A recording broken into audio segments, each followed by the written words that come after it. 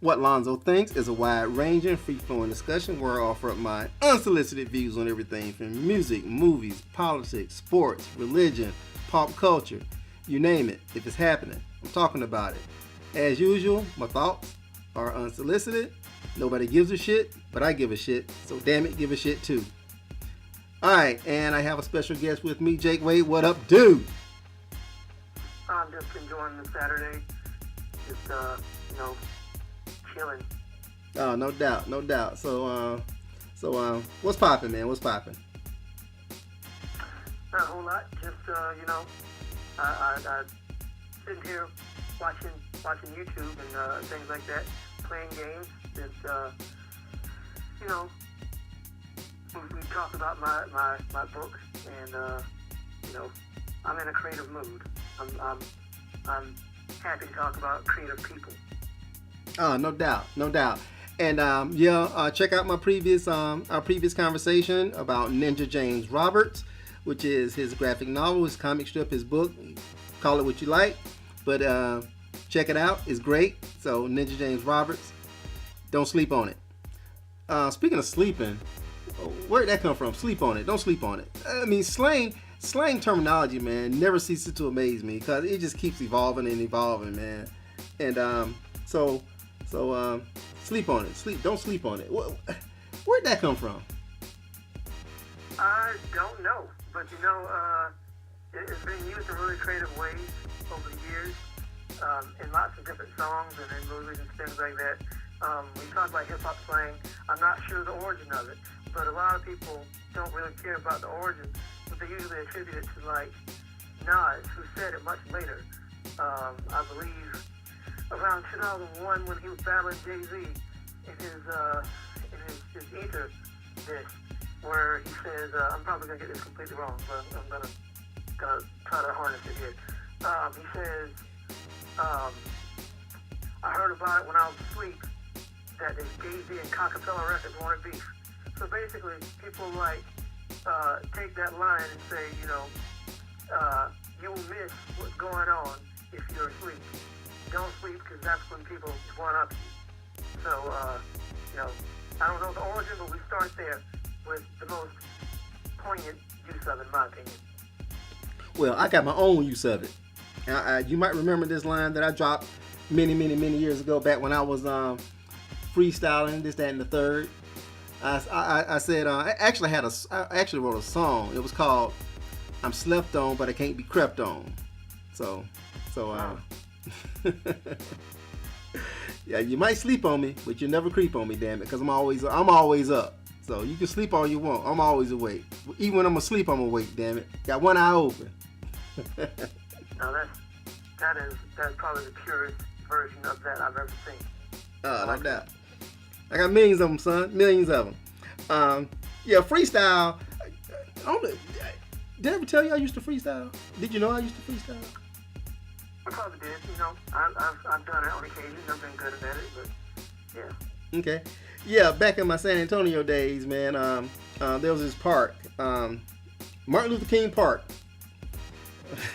So every black park in America is every black neighborhood in America has a Martin Luther King Park. Anyway, Martin Luther King everywhere, like Martin Luther King Road, Martin Luther King Boulevard, Martin Luther King Street, it's everywhere. And it's usually like the most rundown street in the whole city too. You ever notice that? It always is. It always is. Liquor store, pawn shop, check cashing place. So what? Yeah, the pawn shop, the liquor store, the watermelon stand. Check casher. Yeah, Bill Bondsman. Yep, exactly. You name it. Barbecue joint. Yep. Fish market. Fish market and barbecue all in one.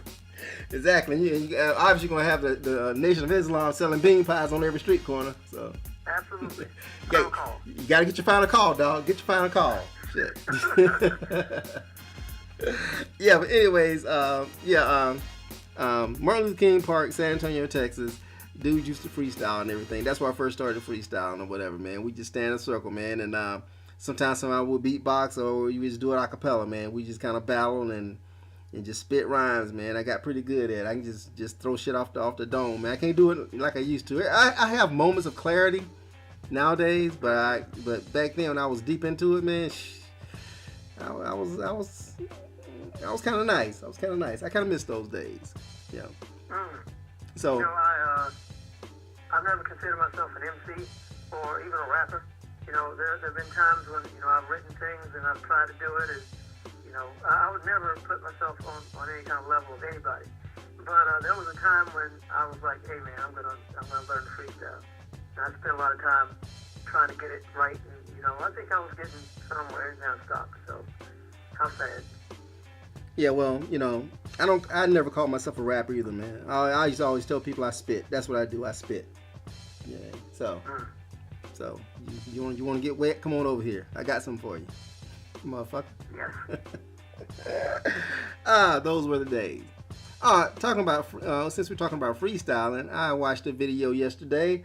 Method Man getting it in, freestyle at some radio station, I forget or whatever, man. But Meth, damn, it's like the older he gets, the better he gets. This dude just freaking ridiculous when it comes to freestyling or whatever, man. I'm sure most of the stuff he spits is written, but I think everybody, really, to be honest with you, I think freestyling is a misnomer. I mean, it's a fallacy. There's no true freestyle out there because there's no way you can totally freestyle, because you're gonna drop some writtens in there, something that you might not have specifically say, hey, I'm going to use this in a freestyle or whatever, but you're going to think of stuff that you've done before that fits into whatever it is you're freestyling about. You know what I mean? So because I always tell folks, if it ain't written, then you're bullshitting. You know what I mean? Yeah. And eventually you'll be quitting. What I say one time in a freestyle, if it ain't written, you're bullshitting one day, and eventually you'll be quitting. Cause how did I say it? Damn it! I hate when I forget my licks, man. If it ain't written, you're bullshitting. Soon you'll be quitting because I'm hard hitting. Whatever. Anyways, you get the gist of what I'm saying. Yeah. So if you're listening out there, if you call yourself a freestyle artist, you're bullshitting because we know it's written. Exactly. Yeah. Talking about Method Man, and Wu-Tang in general, nobody in the clan will tell you that it's completely off the top. Nobody's going to be like, oh yeah, I just came up with that right now. Nobody does that. They always say it's written. But the thing about it is, freestyle does not, and it's not just Wu-Tang. Big Daddy Kane said it. Lots of people, KRS said it. Freestyle, when it comes to like the real MCs, the ones who will never tell you that, oh yeah, I just came up with this. Freestyle is a written, but it's also the thing that it's free of style, free of a form. It was not constrained by a recording. It wasn't constrained by the pen. It was something that you could go and piece together within other things. You could put different pieces from one you wrote into this other one, and it doesn't have to conform to anything that people know as being your style. It is free of style. That is what freestyle is. That's what everybody in Wu-Tang, and that's like the real gods, that's what they adhere to. So I don't listen to anybody who says that freestyle means that, you just came up with that right off the top of your head. Hey, you heard it here first. You're absolutely right. You nailed it, man. You absolutely nailed it. So if you're listening out there, now like I said, you heard it here first. Freestyle, the definition of freestyling is free of style. And that is, truer words have not been spoken. And you're absolutely right. Because back in the day when I freestyled, I always kind of had to refer back to some stuff I had written, months or years earlier or whatever, right? Damn it, if it fit that moment, damn it, I'm dropping it on you. So yeah, you're absolutely right. So speaking of freestyle, I mean, a lot of hip hop artists out there can't freestyle. I mean, or they attempt to and they can't, and I think they kind of get downgraded or whatever, because they might be labeled like studio artists or whatever. But I think the genesis of hip hop in itself was not about freestyles. It was about partying anyways, because obviously, obviously the music, the music form has morphed over the years or whatever. But it was never about you standing in front of someone coming up with something on top of your head, because that's hard to do. I mean, Right. yeah, that's hard to do. So, It's almost impossible. yeah. Because, how are you going to do that? How are you going to actually do a continuous rhyme to a beat that makes perfect sense and it just came to you in that moment? I find it to be impossible. Unless it's some kind of, like, true prodigy where your mind moves like 5,000 miles a minute. How are you going to do that? I don't find that maybe I'm wrong, but I don't see anybody can think that's what freestyle really is.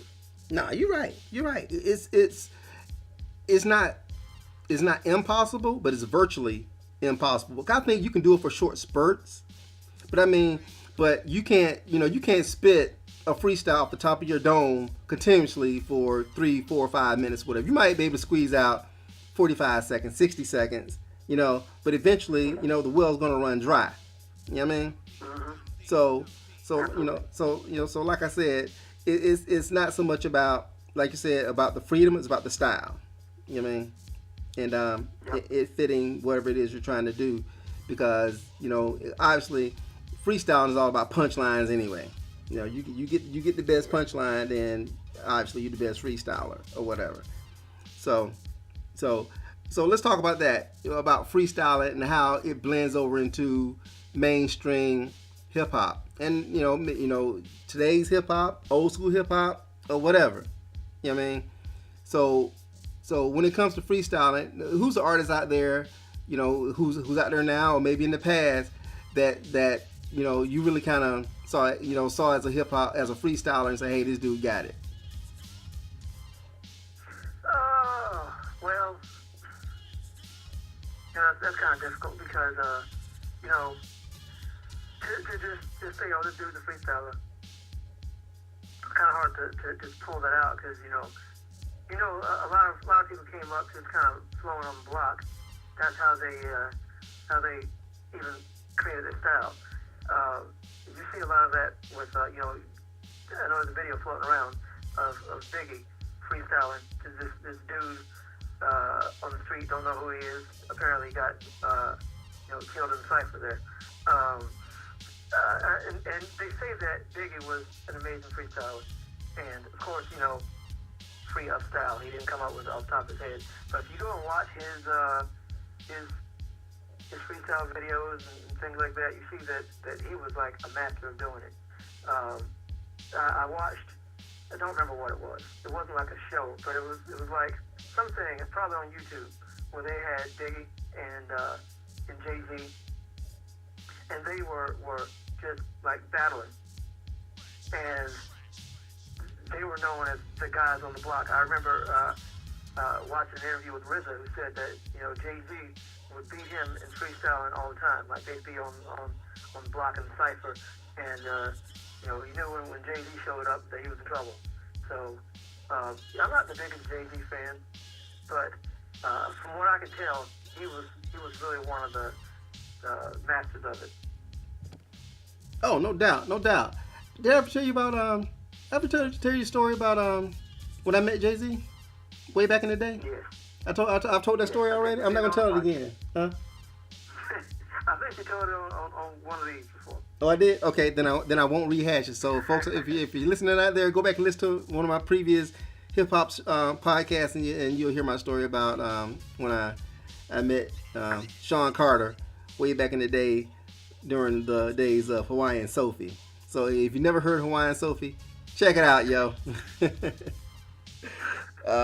Big Jazz, the Jazz, yeah. Yeah.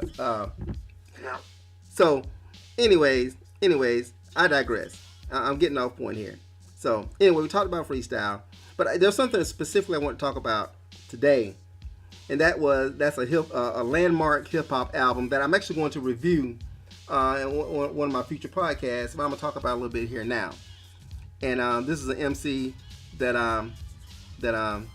really doesn't get the recognition or respect that I think he deserves as a legend in the circles of hip hop.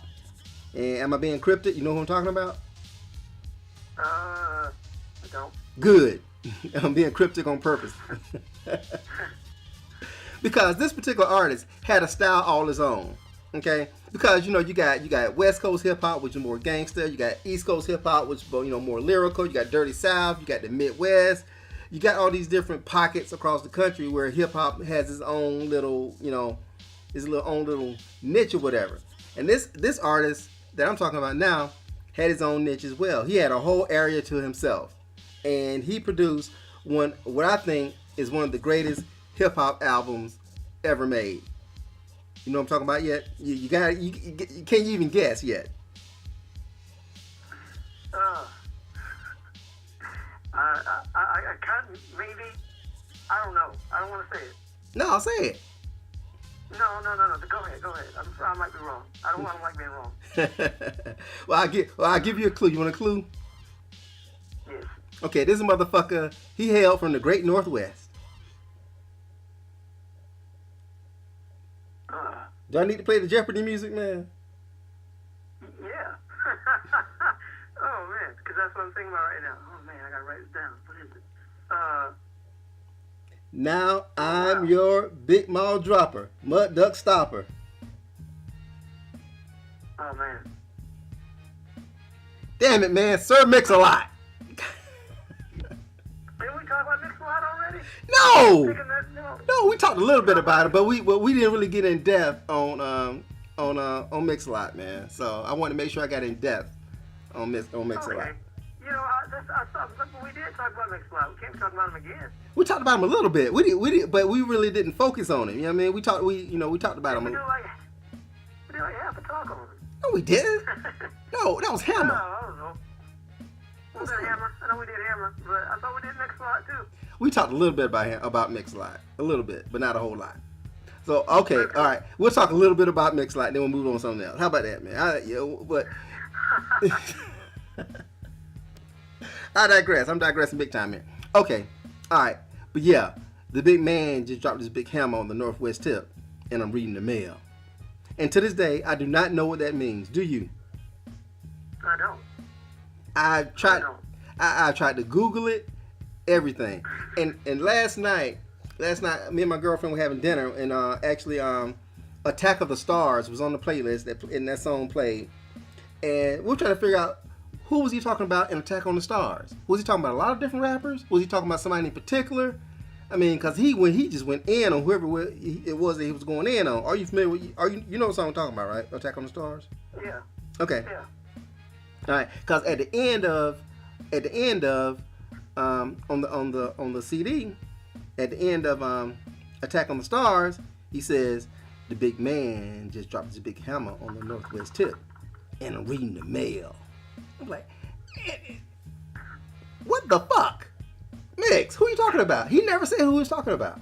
So if y'all listening out there, if you know who Mix was talking about, hit me up, inbox me, or comment below and let me know.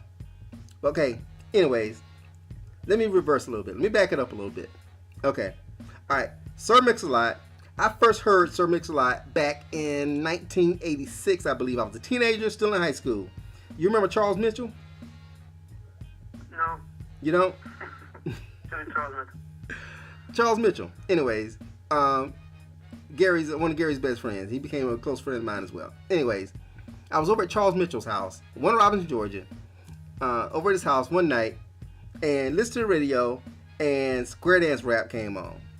You know, and obviously, Square Dance Rap was a novelty song. You know, and you hear the song, and I mean, it was Mix-a-Lot and Kid Sensation. I mean, the song is not forgettable. I mean, that's a song that's gonna live on forever, or whatever, right?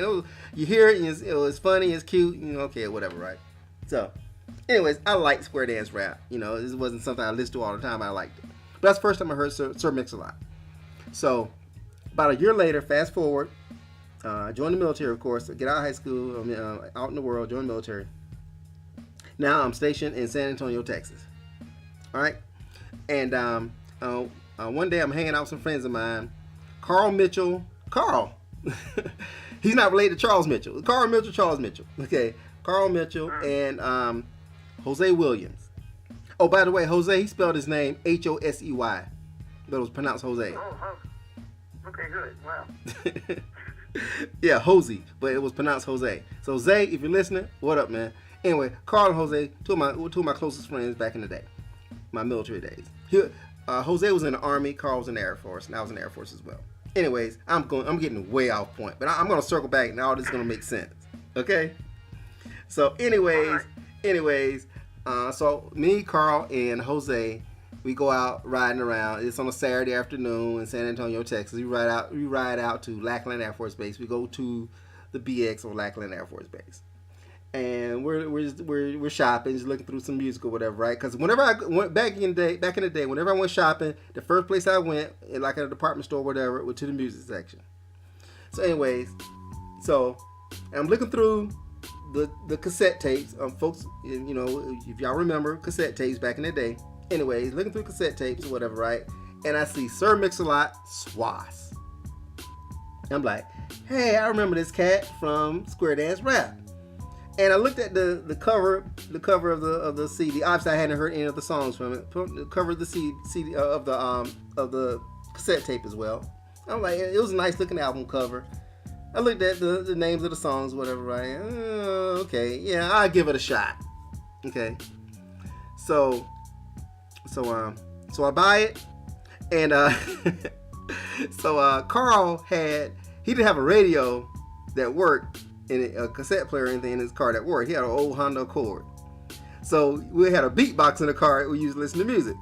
So in the car, anyways, I popped the CD. Damn it! I popped the tape into the boombox, and the drive from Randolph, where we're stationed, to Lackland was pretty far, probably about 45 minutes to an hour drive through city traffic, kind of like driving through Atlanta. Anyways, I put it on and we listened to Swass, and I was fucking blown away. I was like, damn, because the movie. Damn it, I'm all off track here. The tape opens with buttermilk biscuits, and so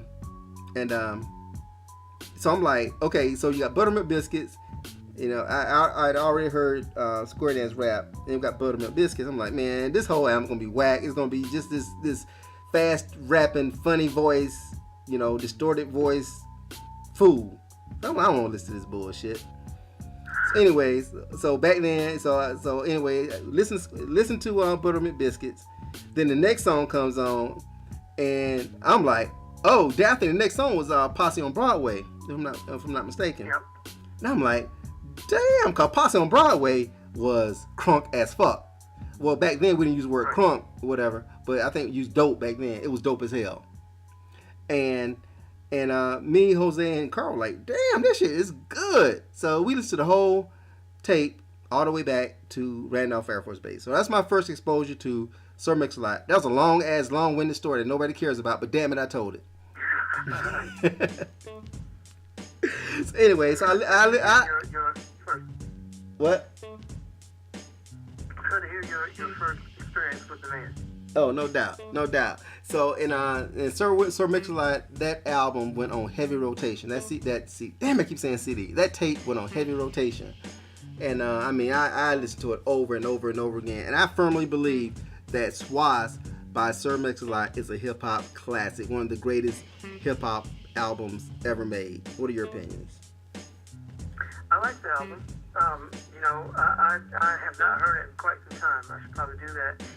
But, I can't go. I don't have the experience with it that you do. I like it. I've heard it several times. I do like the album. I'm not sure how high I'd rank it. I like Posse on Broadway and Hip Hop Soldier and Iron Man. I remember, I think Rippin' was it. I like that one a lot. But,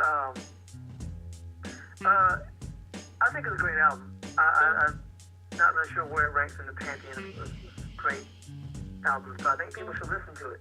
There are a lot of good songs, a lot of good samples, a lot of great performances by this guy, Sir Mix-a-Lot, who's known for one song in particular. So, you don't know much about Sir Mix-a-Lot, go ahead and listen to Swass. It's his first album. Good stuff. I think you're sleeping on him. So I think you slept on Mix-a-Lot. You slept on Swass, man. You need to listen to it again, man. Because no, I wouldn't say that. What I'm saying is, you heard it at a time when what year was this? This was 87. Yeah. So in '87, I was 7 years old. So I didn't have that experience with hearing it then. Quite honestly, I did not hear this album until um, long after Baby got back. I think actually I listened to it when you came back from Texas. You had it. You had the CD. That's when I listened to it. I think it's good, but I haven't heard it in a long time. I wouldn't say I slept on it. I just don't have the experience that you do with it. Well, damn it, you need to listen to it again because I'll do that. The first 5 tracks on this album, the first 5 tracks is Buttermilk Biscuits, Posse on Broadway, Gold, Swass, Rippin'. Okay, those first 5 songs, man. I mean, Buttermilk Biscuits is a novelty song, so you can live without it or whatever, right? But Posse on Broadway, Gold, Swass, and Rippin' are monsters. Okay, then it's followed up with Attack on the Stars, Hip Hop Soldier, Iron Man. So then you got 3 more songs that are beasts. So okay, now think about it. You got to think about once again we talk about the concept of time. You got to think about the time that this is in when this album was released. We got a hip hop album that has 12 songs on it, 12 tracks. Of those 12 tracks 2, 3, 4, 5, 6, 8, and 9 are beasts. So you're talking 9 out of 12 songs are beasts. Okay, and that not even mentioning Romantic Interlude, which is also a good song. Then you got Square Dance Rap, which was his big hit from this album. So in essence, you have 9 or 10 songs that are of high quality on the hip hop album in 1987. When back then you were lucky to have 2 songs that were good on the album. You got a album here with as many as 9 great songs on it. That, in my opinion, is a classic. Making sense now? Yeah, it makes perfect sense. Now that you're saying it, and I don't think I would have never said no. I slept on it, but you know what? What I'm going to do is I'm going to go back and listen to it back to back to back, and we can get back together and we will do a full review of Swass. I will go and we'll have a back and forth about it. How about that? That sounds like a plan. That definitely sounds like a plan. Okay, we'll definitely do that then. Okay, and listeners, if you're out there, do the same. Listen to Swass, Sir Mix-a-Lot, and chime in and let us know what you think about Mix-a-Lot. Am I the one who's off base? Is Swass not a classic? Am I just stupid or what? So chime in, let a nigga know. Okay, so that's probably not true. I bet it's a very highly esteemed record. Really, nobody talks to me about it. I don't think about it that much. I like Mix-a-Lot. I have there are times when I feel like I need to listen to them, but as far as again this album in the pantheon of greats, my favorites are pretty much all in my golden age, which is 92 to 96. So I feel you. So thank you for having an open mind and wanting to go back and validate my my assessment that Swass is a hip hop classic. Okay, so let's stay on this track of our conversation. Okay, so what is an album out there that you think is a classic that other folks may have slept on? Oh boy, there's so many, so I gotta think about it. And I want to think of one that I know I've mentioned my favorite stuff on here many times, and it pretty much always falls in the Wu-Tang or Ice Cube, Public Enemy. So let me think of another that I haven't mentioned. How about this? I don't know how you feel about this record, but I was thinking about it the other day because I was listening to it in the car. Dawes Effects, Dead Serious. Dude, yes, absolutely. You think Dawes Effects was slept on? You think Dead Serious was slept on? Really? No. The thing about it is, one thing that I've noticed recently, and I didn't know that people felt this way, but some people feel like Dawes Effects was the equivalent of mumble rap today. So, people go back and listen to Dawes Effects and they're like, oh yeah, this was cool back in the day, but it's nonsense. Nobody wants to hear this now.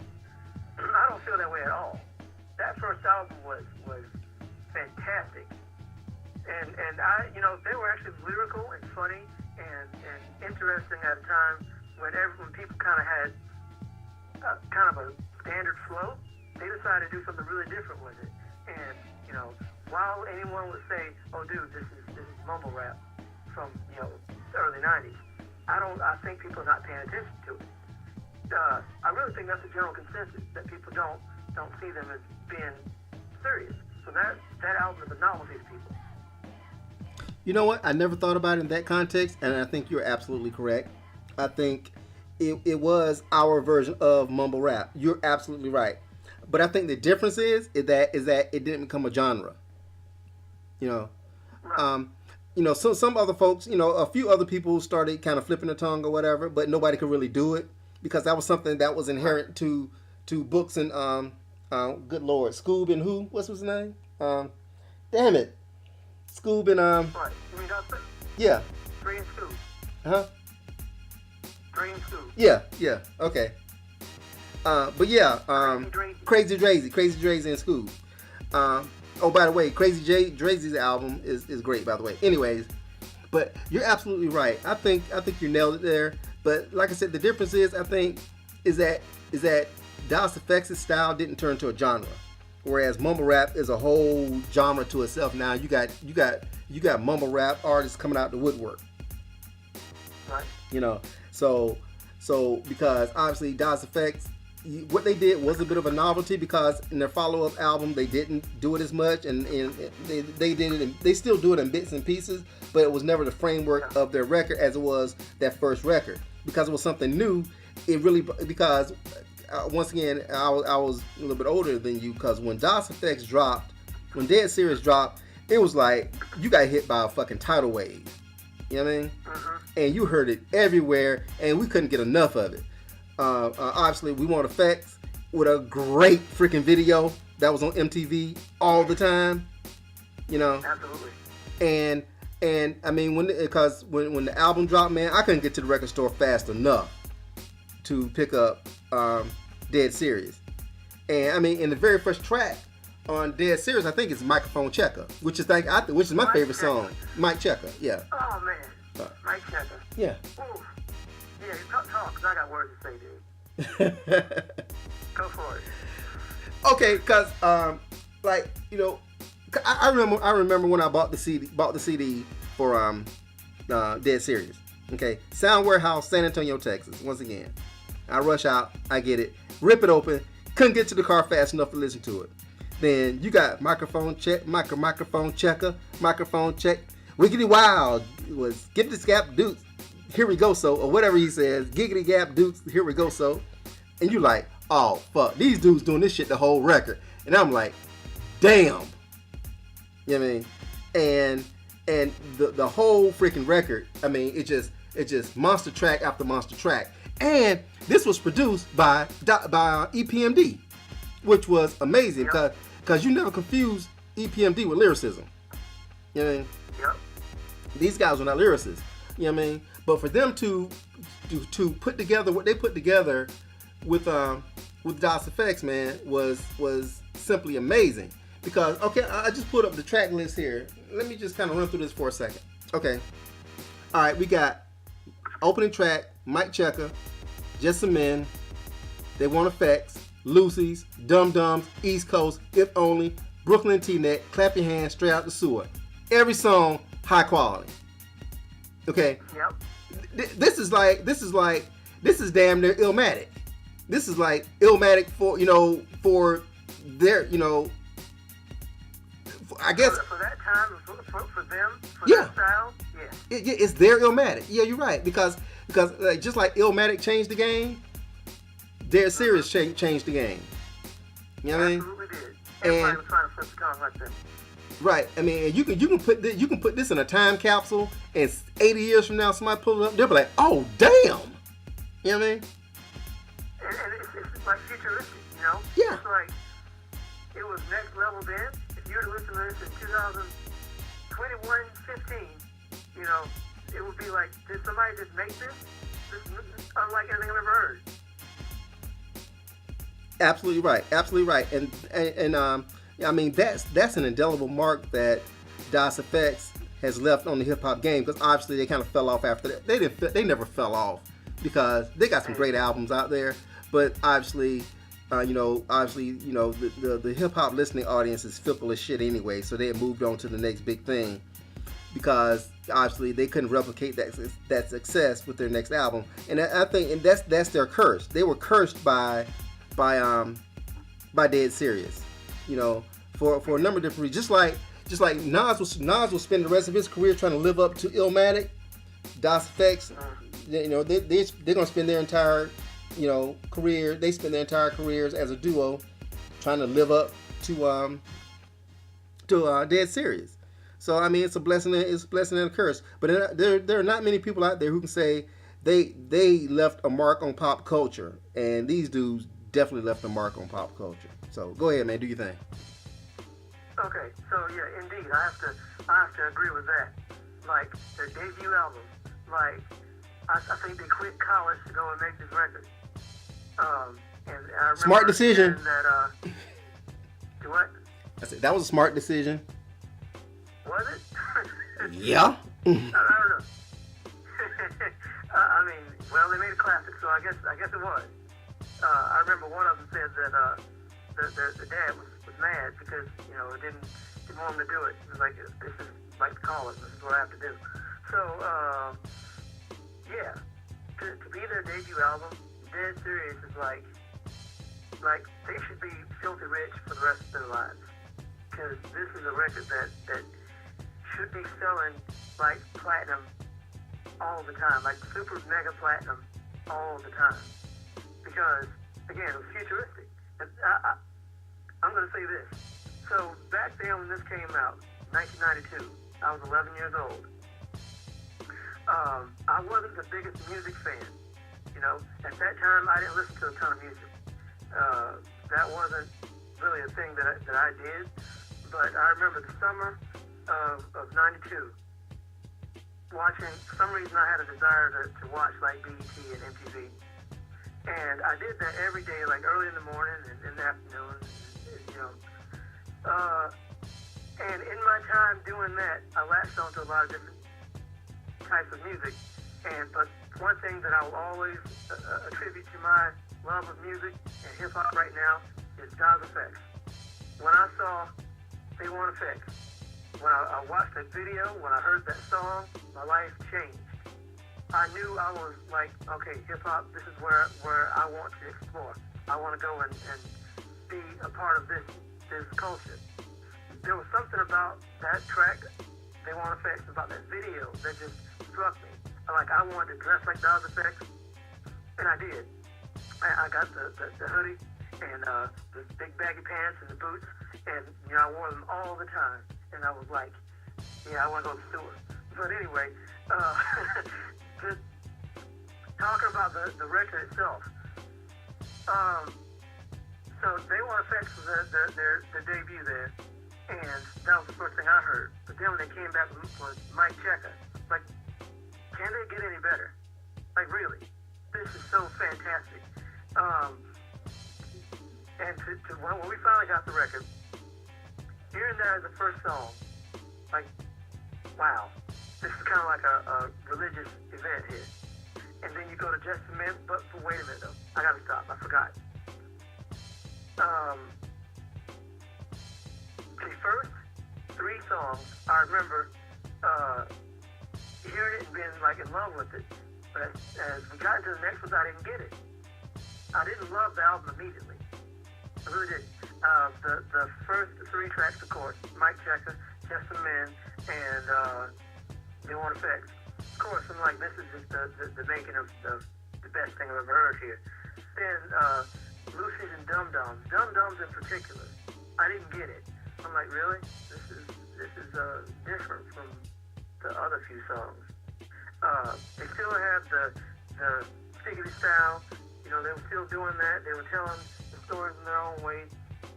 The story of Dum Dums itself is, about a girl that they basically trick and having sex.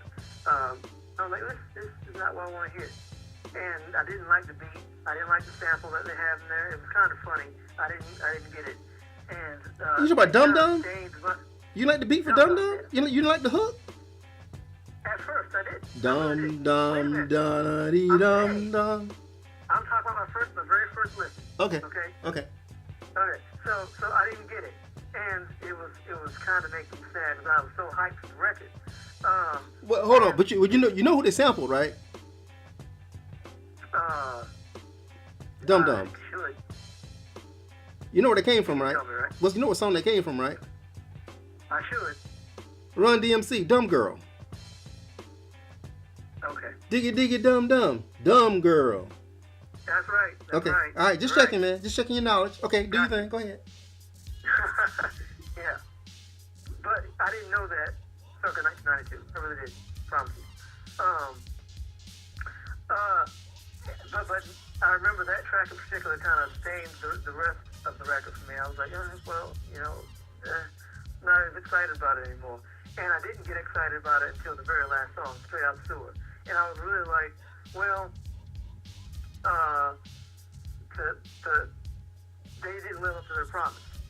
But as I don't want to say I made myself like it, but I listened to it and I tried to get it. And I think that's kind of the power of this record. That it's the kind of album that's not immediately amazing. And I think a lot of my favorite albums are like that. They're not immediately amazing.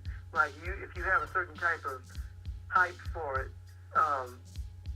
you might end up not feeling the exact same way as you listen to it for the first time. But the more you listen to it, the more you understand that this is genius. Today, if I listen to this album, I will not skip a track. The wordplay, even though, again, they go with the sticky style and all that stuff, the tongue flipping movement of the tongue, that's the thing that they do on this record. They're saying some clever things here. They have a lot of pop culture references. They have a lot of references to movies and things like that. And I think that was really ahead of its time. Like it was, there are only a few groups I think who did anything halfway similar that did it with the quality that Daz Effects did. I'm thinking like Fushnik in particular. They did something somewhat similar, but not really, and were not nearly as successful with it. But yeah, from the truth of the matter is, like I said, the whole thing. If you listen to it multiple times, you will finally actually get it. And now I love Dum Dums. Like, I go back and forth thinking, maybe Dum Dums is the best track on the album. Because, yeah, that chorus, I love it. I didn't know it was Run DMC at first. But, it's the beat and the chorus and just what they're saying in the song, I find it pretty humorous. I quite enjoy that one. And East Coast is a pretty hot track, and really Straight Out the Sewer. They had a knack for making videos. Like all their videos are just, I don't know who directed them, but they were very like hard hitting. Like you remember. I certainly remember their thing with the sewer and the all the water and the darkness, all the images of like animals, things like that. They did that in a lot of their videos, and they definitely go with the image of the tracks themselves. So when I listen to this album now, I think these guys knew exactly what they were doing when they made this, and to link up with EPMD, Eric Sermon is one of my favorite producers to this day. It was like a certain magic that they just kind of they grasped it then, and perhaps they couldn't continue it on the next record or anyone's after that. But really, I guess they call that lightning in a bottle. It's a once in a lifetime thing, and they had it, and that's why this album is a classic. Like I really challenge anybody to listen to the album now. If you really think, oh yeah, Daz Effects, there was that gimmicky group who did all that weird rapping. But, you know, you have to listen to this album and listen past the singles because I think that's where it really shines. Like I said, Dum Dums. Even though I love Mike Checker, might be one of my absolute favorite, maybe top 5 songs of all time. Dum Dums might be slightly better. I'm not sure. I gotta think about that. But yeah, I love that series. I was listening to it in the car the other day, and I just, you know, I just drove in home, and I was about to get out of the car. I'm like, I'm just gonna stay and listen to it because, wow, I do think it sparks like my love for hip hop. Straight from the sewer. Straight from the sewer. Stink, stink, stink like manure. Stink like manure. Smoke bus daily. Oh my God. Yeah, you're absolutely right. And really, man, they really, I think they really ushered in the whole baggy pants and hoodie movement as well. You mean, and the Timbs and the Timbs and jeans, man. You know, so. Yeah, that's what I'm saying. Like I really wanted to. They had a big influence on me.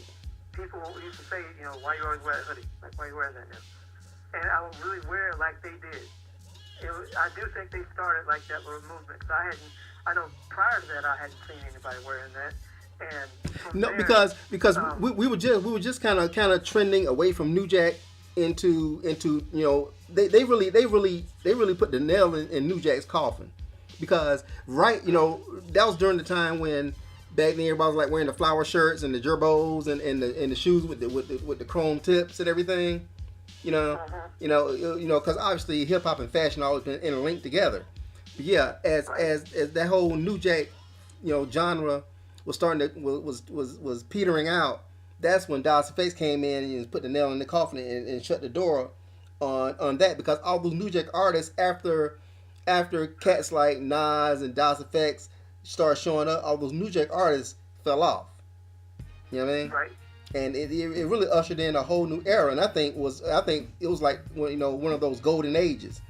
I mean, hip hop has had a couple golden ages. You had the early '80s with Run DMC and not Public Enemy yet, Run DMC and LL Cool J, Fresh Prince, those cats, like the early '80s. And then you had the more political rap that came in with Public Enemy and KRS and those cats. You know what I mean? And then that kind of morphed into New Jack Swing, and then it morphed into more East Coast gutter type rap or whatever. You know what I mean? And obviously you had gangster rap on the West Coast who was doing this thing. So I really think that's where the division of East Coast and West Coast really started to kind of take shape as well because you had lyricism on the East and you had gangster on the West. Yeah. You know what I mean? So and you basically had to pick a side. You know what I mean? You know, and I mean it ushered in because the age of lyricism really didn't die out. I mean it went on for a minute. I mean it's not there anymore, of course, because lyricism is now almost non-existent. You know what I mean? What? Yeah, that's true. That's mostly true. What you mean mostly true? What?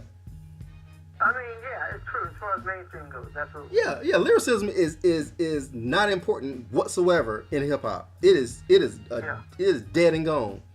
Eventually, somebody's gonna bring it back, but lyricism is dead and gone because lyricism and commercialism do not meet because the listening public does not listen the way we listen to hip hop. Okay, it's all about the hook and the beat. Okay, so it's not about lyrics anymore. It's very rarely. I mean, in mainstream hip hop, it's rare nowadays you hear a song where you're like, "Damn, that dude spit." You know what I mean, you guys still got a couple cats out there who can do it or whatever. But I mean, the stuff that's really making money that the young kids are buying and grooving to or whatever, this mumble shit or whatever. Nah. But yeah. So go ahead. No, go ahead. Do you think? I was just gonna say, on that note.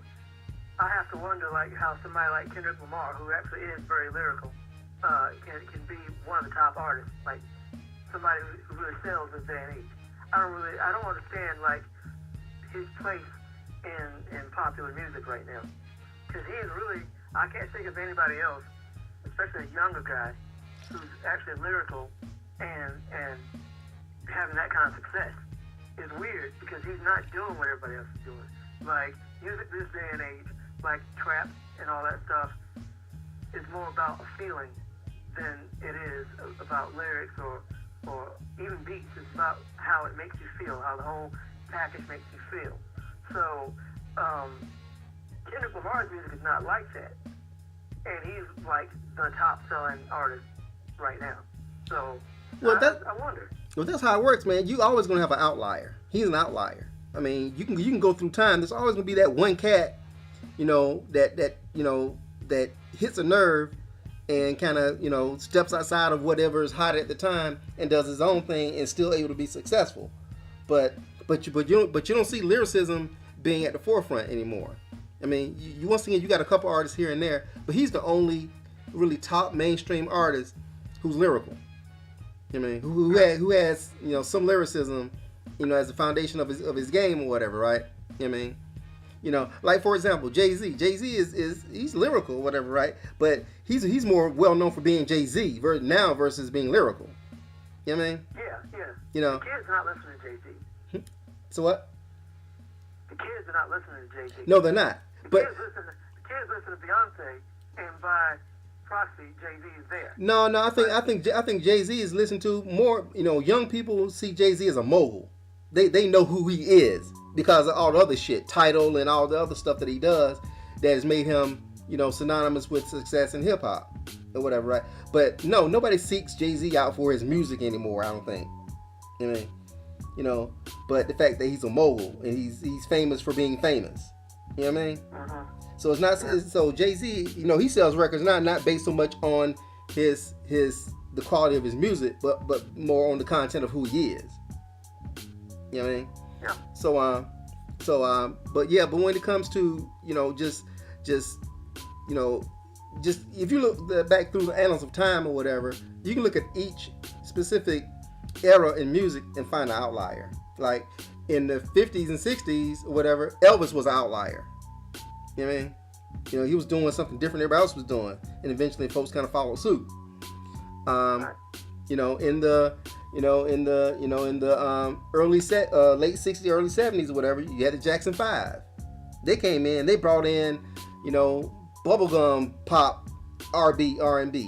They ushered that in.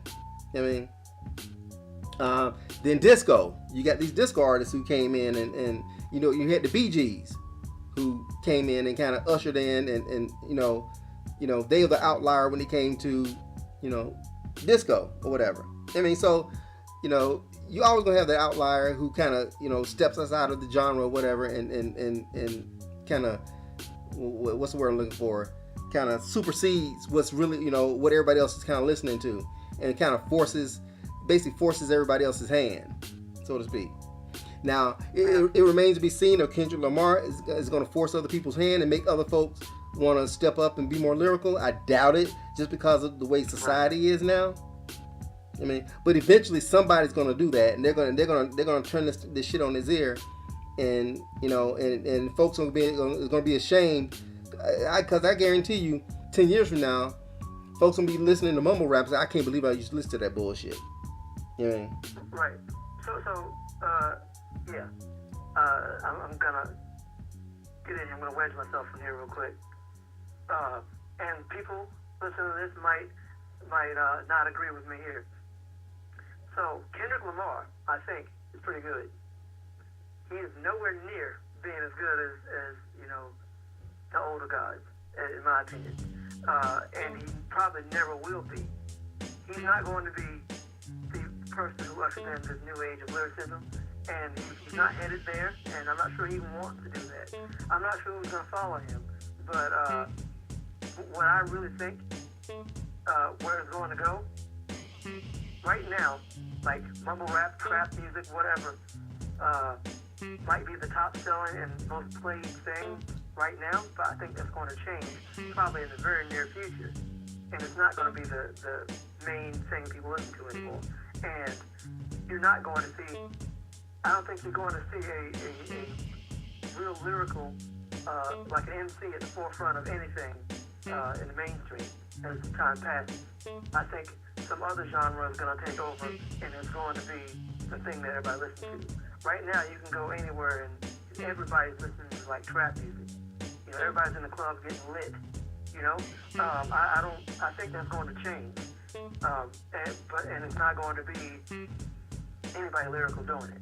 You know, I would like to see it. I would like to see it go back to where we were in like 92 or even like 96 or 2000 or something like that. I would like to see that, but I don't think it's going to happen. I think the current wave of rap, hip-hop, whatever that's in the mainstream is going to die off pretty soon, and people are not going to be listening to it like they do now. And I think you're absolutely right. And I guess we wait with bated breath to kind of see what's going to be next. But yeah, it's some 6-year-old kid out there right now who in 10 years or 15 years or whatever is gonna turn this whole music thing upside down. So time has proven that this is happened over and over and over again. It's never gonna stop happening. I mean, and there's some kid out there right now might even been born yet. Who's gonna turn this whole music thing on his ear, and I might be dead by then, or who knows. But yeah, definitely. So now, since we're talking about music and artists and things that have been slept on, there are particular songs out there too that I think are great that have been slept on. So once again, going back into the Wayback Machine, there's a song out there, man. Don't even laugh at me when I say this, man. But I'm gonna stand behind it. There's a classic song out there, man, that's slept on that I think is one of the best hip hop songs, from its era. Not one of the best hip hop songs ever, but one of the best from its era. And then I'm talking about the early 90s. And don't laugh at me, all right? But I don't think I will. But I'm gonna drop it. I'm gonna drop it, man. The song that I'm talking about, Blue Cheese.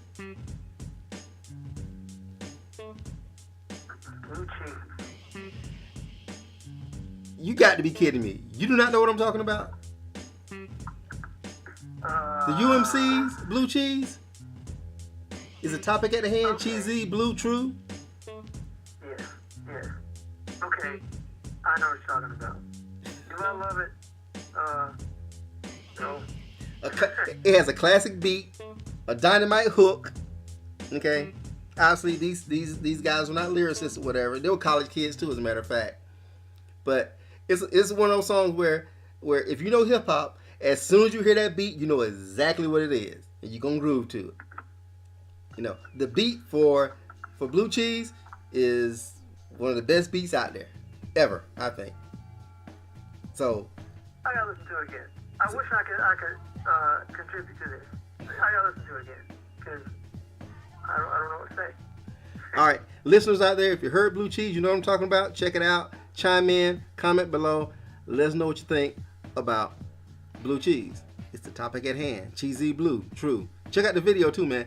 And I think the song is slept on because of the video. Because the video has a kid's feel to it. Because they're actually these two MCs, there is the video is colorful. There's a bunch of kids. It's like rapping to a bunch of kids in like a it's like in a studio, but it's like the set is like a little garden or something, whatever. And so it looks like more like a kiddie type song or whatever. And the song it has a kiddie type feel to it. So I get it. But if you listen to the song, it's really good. And the beat is dynamite. So y'all. I watched this video recently, actually. Mm-hmm. I'm looking it up now, and I watched this video recently, and I think I didn't love it, but I'm looking at it right now. So you know what I'm talking about then. So you got the little monster, Godzilla type monster, or whatever, right, in a suit, and one of the things I love most about this song is that they mention Rodan. Stand like Lopan, slam like Rodan. Who can, you can. Damn, I'm granddad.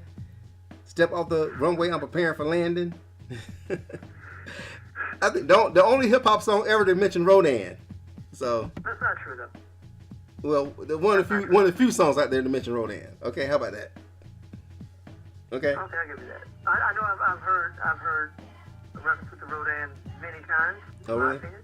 And you know, in fact, there is an MC who called himself Rodan, actually. So. Well, I stand corrected. Listeners, if you don't know who Rodan is, that's your fault. Absolutely. Everybody needs to know who Rodan is. Even if you don't know this rapper I'm talking about, yeah, you gotta know the whole kaiju thing. Oh yeah, no doubt. Because when Godzilla came out a couple years ago, I was expecting to see, I was hoping to see Rodan, because I remember in the trailer I thought it was Rodan, so I was very disappointed that Rodan wasn't in it. So, and I know they're making a new one now, so hopefully Rodan shows up. Anyways. Who was that? Who was that in that movie? Who was what? Was it like anybody in particular? Was it just like a new No, it was they called him a Muto or whatever. That's right, yeah. Yeah, it wasn't. Didn't we go see that together? Yeah, it sucked. Yeah, okay, yeah, we did, yeah. Yeah, it did. Yeah. Not enough Godzilla, and they killed off the lead character, in the first act. They killed off Bryan Cranston. I'm like, oh, at the beginning. He was the lead character. Well, I mean, he was the most famous, but he was the most famous actor. Yeah. He was, you thinking that he's gonna be the star of the movie or whatever, right? And they kill his ass off. I mean, like the first 20, 30 minutes, man, really had me going. I mean, I was like, okay, this is going somewhere. Then, I mean, and it kind of fell off the map. But it came back kind of nicely at the very end. When, I liked the way he killed the Muto at the very end. So yeah, the movie sucked. I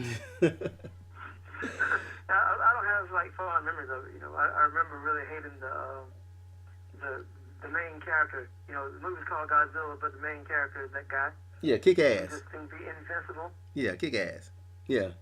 How we get on this? This is a hip hop conversation. We're talking about Godzilla. The reference to Rodan. Oh, okay, that's right.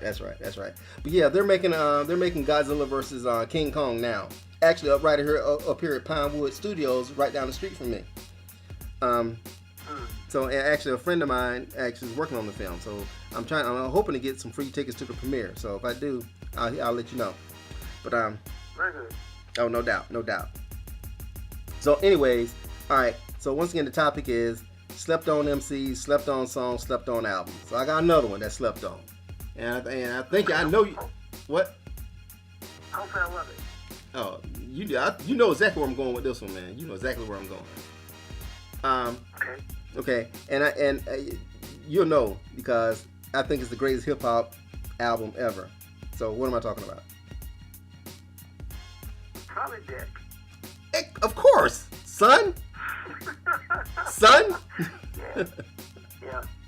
Yes, The Movement, Inspector Deck. My favorite hip hop album of all time is The Movement by Inspector Deck. And Inspector Deck is my favorite hip hop artist of all time. I think he's the best lyricist. He got punchlines for your ass. Okay? Alright, you think Meth got some punchlines. And Deck's style is so ubiquitous, you know what I mean? And compared to anyone else's, in the clan. And to me, that's why he kind of stands out. Well, when it comes to Wu, each MC, really, their style is so indelible. You know what I mean? Right. Right. But I think there's a reason why their top songs, their best songs, who has the dopest verse or who has the opening verse is usually Deck. Well, yes. Deck is always, he usually has the first verse. He's the best lead-off MC of the clan. Yes, he is. I wouldn't say he always has the best verse, but he's always the one to kick it off right. I don't think any of the tracks where he starts off could have been started off better with somebody else at the helm.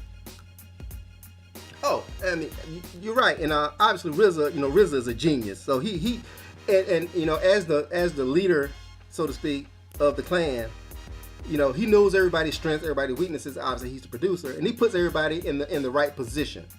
Usually, Meth comes after Deck. You know what I mean? Or Meth comes usually in the middle. Meth rarely opens up a track, or he rarely closes a track.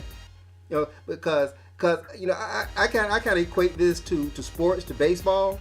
because you got to have a good leadoff hitter, and you got to have a good cleanup batter, and you got to have a guy that's going to turn the lineup over at the end. And I think Deck is the leadoff hitter. Meth is cleanup, because he's the one who kind of brings in the runs. You know, he's usually the best hitter in baseball. The best hitter bats fourth. Okay, and that's the cleanup hitter. And usually you'll try to put a decent hitter at the end to turn the lineup over back to the leadoff batter. And I think, unless you fill in the other position with guys who are going to maintain whatever you're trying to maintain.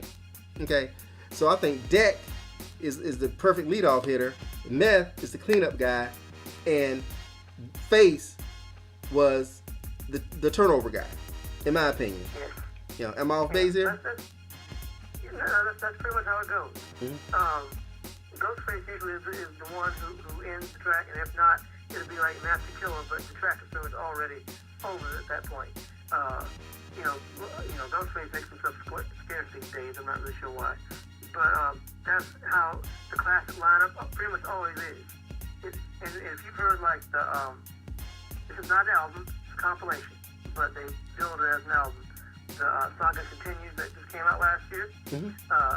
If you've heard that, which I think is fantastic, everybody should hear it.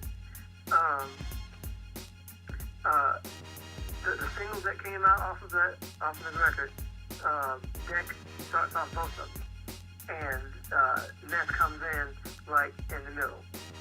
It's pretty much all set up like that, because that's the winning combination. Like, RZA knows exactly how to put them together. The way I understand the way they record things is, of course they're not recorded in that order. They're recorded however, whoever comes first, I guess, records their verse and they leave or whatever. And RZA's put together the way that he thinks works best for that track. But, I've read many times that they'll be talking about, they heard like one configuration of track, and they thought that was what it was going to be on the album. But then when it actually came out, they found out that RZA like rearranged their verses in a different way than they had heard it, and they're like, wow, that's a lot better. There's just some kind of magic that he has, like, for putting those people together. That's like one of the biggest strengths of him, and like one of the best things about Wu-Tang in general. Even though you have 9 guys on one track usually, they have a certain order, they know, like they call themselves the 9 generals, so they know like what role they play in every track.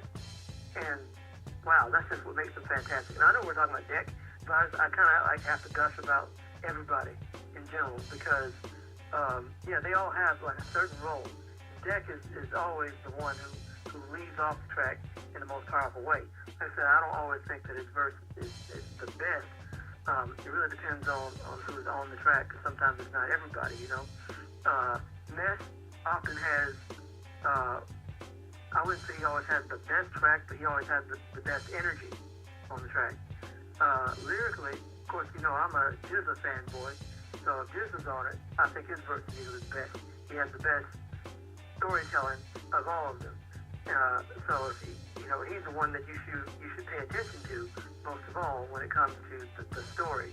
But when you have like punchlines and hooks and the energy of it, it's either going to come from Deck or Mess. And then Ghost will come in with some wild stuff.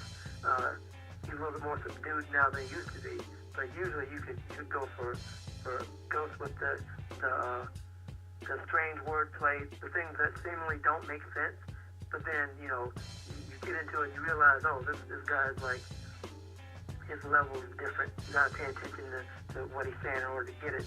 He's not spitting nonsense here. I love that configuration. So yeah, I've heard many times people say that Deck is like one of the weakest, and they are totally wrong. I hate that so much.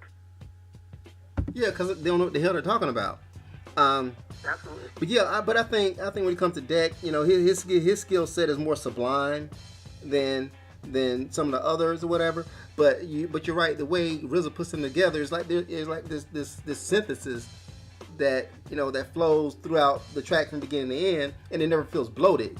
I mean, because it's almost impossible to do a song with 9 MCs and it not feel bloated. But RZA is a wizard when it comes to giving you, not he can make any track not feel bloated. I think that's one of his greatest skills, is that he can really make it feel like this singular track when you got all these different styles and voices and everything, and it never feels busy, never feels overproduced or anything. So yeah, exactly. Because obviously, Triumph was probably one of my favorite hip Wu-Tang cuts or whatever. I mean, the song is 7-8 minutes long or whatever, right? But it feels like it's 4 minutes long. You know what I mean? And it's like recite the whole thing too, like from beginning to end, and then let's do it again. Exactly, and it feels like each verse is like a mini song within itself within that song. So it's like you're listening to, 8-9 different songs within one song, and because obviously every verse feels fresh and kind of and entity unto itself, and you got ODB tying it all together. You know what I mean? Oh yeah. But in my opinion, obviously, Deck is my guy or whatever.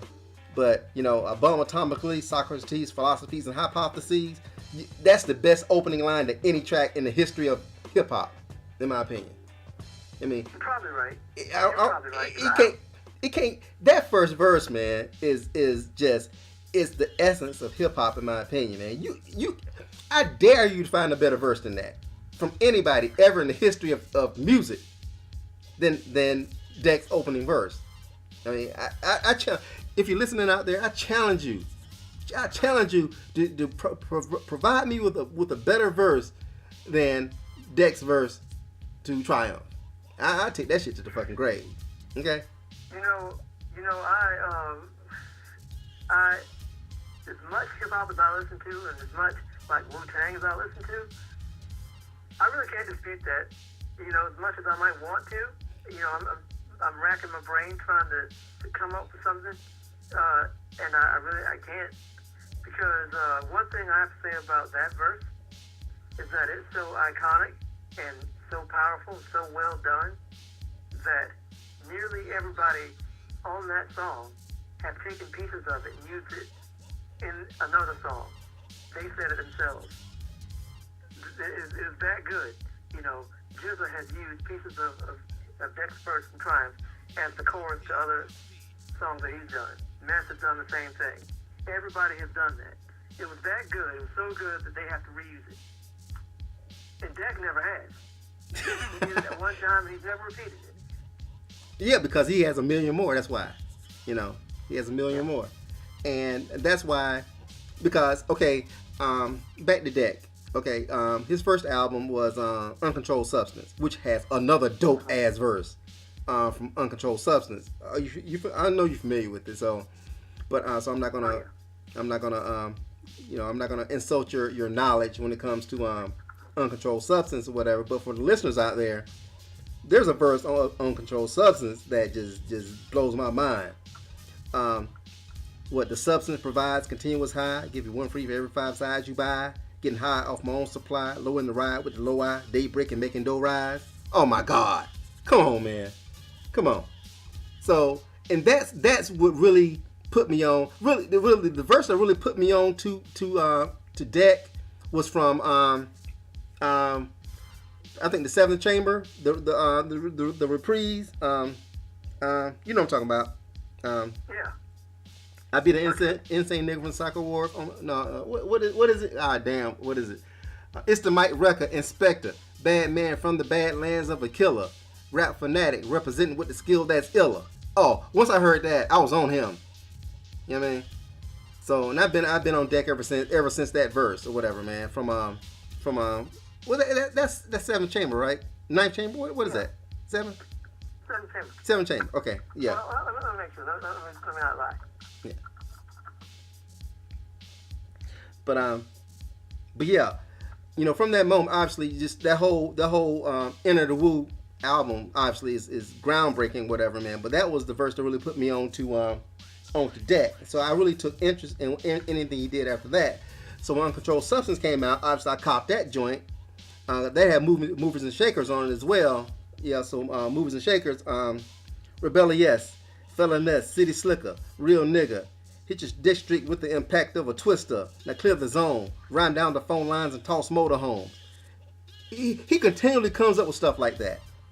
You know, just mind-boggling, you know, displays of lyricism. You know what I mean? That really, I think, it really can't be matched. So when the movement came out, I don't even remember how I got the movement. Did I get it from you? Oh, you don't know where you got it from? Yeah, I think I got it from you, didn't you? Really not know where you got it from? Yes, you got it from me. And you know what? I will tell the story if people want to hear it. It's not a long story, it's not a big story, but it's a story indeed. I bought that album. I don't think you even knew it existed. No. I bought the album the day it came out. And I thought it was fantastic. I'm like, wow, this is a great album. You got to hear it. Gave it to you, and I never saw it again. Never, ever saw it again. To this day, I don't have another copy of it because I kept hoping you would give my CD back. It's on Spotify, man. I know it's on Spotify. I've heard it many times. I have it in my Amazon music queue, but I don't own a copy of it anymore because you have it. Man, I put that but joint. I think that the summer that it came out, I listened to it probably enough to appreciate it. You know, I certainly do love it, but I don't have it anymore because you do. I feel good that I put you on it though. Oh, no doubt, no doubt. And the first time I listened to the movement, I was driving to Florida. I went on a road trip to Florida, so I put it in, and that was the only thing I listened to all the way there and back. I was like, damn. Okay? And I was, once again, just totally hooked. And I'm convinced it's the best hip-hop album I've ever heard from beginning to end. Every track on this record, man.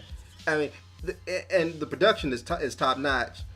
But every song has a life unto itself, you know, as part of this cohesive album, man. And I mean, and the songs are different. It's not the album. One of the best compliments I can pay for this particular record, man, is that it never feels redundant. Because you know, a lot of records, the songs start to sound the same after a while, and that's the true tale of a show. You know, you can kind of delineate a strong producer from a weak producer. You know, and there are a few producers out there who can produce a record and it feel like an entity upon itself throughout the record. And once again, RZA is one of those few guys that can do that, and obviously there's some others out there who can do that as well. But that's one of the biggest compliments I can pay for the movement. The song it never feels redundant. Just interject though. What? Interject. What? Don't give the credit to RZA on this album though, because he didn't produce it. No. Anything on this album. No, I'm using RZA as an example. Okay. Okay. Yeah, I'm not saying that he produced this particular record, but I'm just saying, you know, I'm using it as an example. I mean, because there's 15, 16 tracks on this record, man. And I say of the 16 tracks, at least 13, 14 of them are above average. And every song is good. I mean, and it's one of the few hip hop records that I can listen to from beginning to end and not skip a track ever. You know what I mean? And so to me, in my humble opinion, it's the best. It is without a doubt, it's the best hip hop album I've ever heard from beginning to end. There's some out there that might be better, but from a solo artist, and I'm including Illmatic in this in my assessment. I think it's better than Illmatic. So that and you know, I'll take that one to the grave. I'll take the Pepsi challenge with the movement at any time. So test me. Test me. You know, that's a big compliment for one thing, an album that's an hour long and did not sell. That's an amazing compliment for that album. Yeah, I mean, the fact that it didn't sell is irrelevant to me because it is, totally. Yeah, because artists like Deck I mean, they're never going. He's never going to sell a bunch of records, because he's a lyricist. Because a lot of his music is not a lot of his songs are not danceable. The hooks are not repeatable. They're not not danceable or anything like that. So he's never going to catch on. Mainstream. But once again, when it comes to a body of work, it's pretty much untouchable. And he followed that up with The Resident Patient. Now, didn't you take my Resident Patient? So we're going back to this again. No, What? I did not. I did not hear The Resident Patient until I bought my own copy, like maybe 10 years ago, maybe. I did not have it. I didn't take your album. Something happened to my Resident Patient. I think you had something to do with it.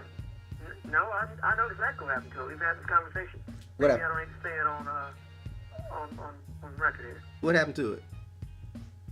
Your wife sat on it. Oh, that's right. Okay, I stand corrected. You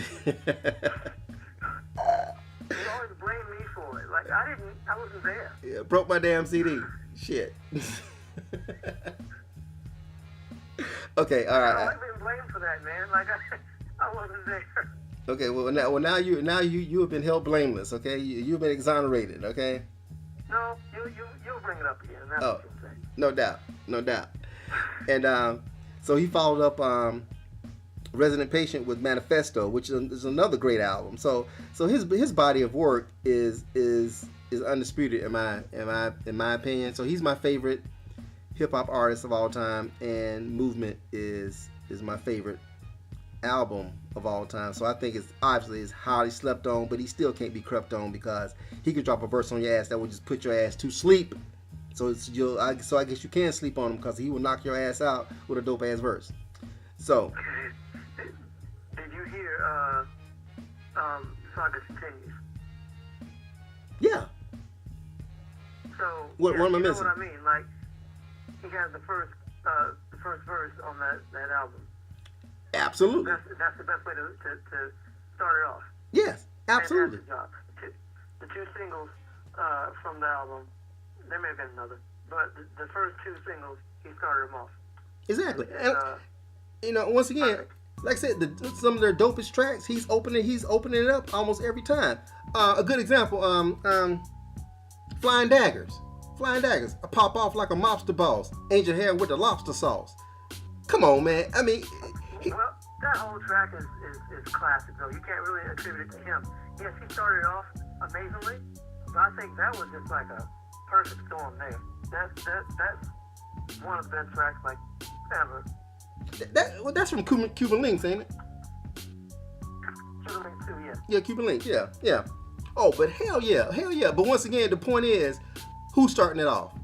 It seems like it's always Deck that's starting it off. And that's for a specific reason. That's for a specific reason. Not saying that he's head and shoulders above everybody else in the clan, because he ain't. You know what I mean? But he's the guy. He's leading the way. He's basically walking point. You know what I mean? Just like like if you're in the army, you got that one guy is gonna walk point, and gonna lead you in the battle. That's Deck. 100% of the time. That's Deck. You know what I mean? So highly slept on, but he can't be crept on. Inspector Deck. Check him out, y'all. If you're listening out there, do not sleep on him. So what? You got it, yeah. It's quite slept on, but yeah. He definitely should, he's somebody who should have a much brighter star out there. I always feel bad for him because, like I said, a lot of times the conversation is that Deck is like one of the weaker ones, and I don't know where that comes from. Yeah, you're right. And I think for a moment there, I think I read or heard something somewhere. He actually was thinking about giving it up for a minute and doing something else. He was in real estate. Yeah, exactly. Which is a shame. I mean, 'cause obviously he's a hip hop legend, and he's written some verses that are gonna live on forever and ever and ever. I mean, you can put Triumph in a time capsule, like I said before, and folks would be like, well, damn, who's this cat, and. Right. That opening verse is, like I said, is timeless. It's timeless. So, listeners, what do you think? Am I off base when it comes to Inspector Deck and that verse from the opening verse to Triumph? So, what do you think? Let me know what you think when you hear that song. So, all right. Anybody else out there you want to speak on that slept on? I mean, I like a lot of guys in the underground. I don't know if I should just like rattle off anybody. There are a lot of people who slept on. Give me one. Give me one that kind of stands out above all the others that slept on. I'm gonna say this guy because he has an EP out now, and he's really like pushing it like on his social media, and I really hope people buy it. Gift of Gab from Black Alicious. So if anybody, if you guys know Black Alicious, the group, Gift of Gab and Chief XL. Gift of Gab has an EP out now that is it's very good, and I hope people buy it. But anyway, Black Alicious in general, that group, I think they're highly slept on. And Gift of Gab is like one of the most lyrical MCs on the planet. He has a voice that I think is very powerful. I've heard people say, "Oh yeah, I don't really like his voice," but I think it takes some time to get used to. But lyrically, not many people can step up to him. Really, they have some really good albums. Like all their albums are really really good, and they are known for kind of like soulful samples and positivity and things like that. But I mean that's real hip hop, and they never had. I think they had like one track that maybe hit the charts.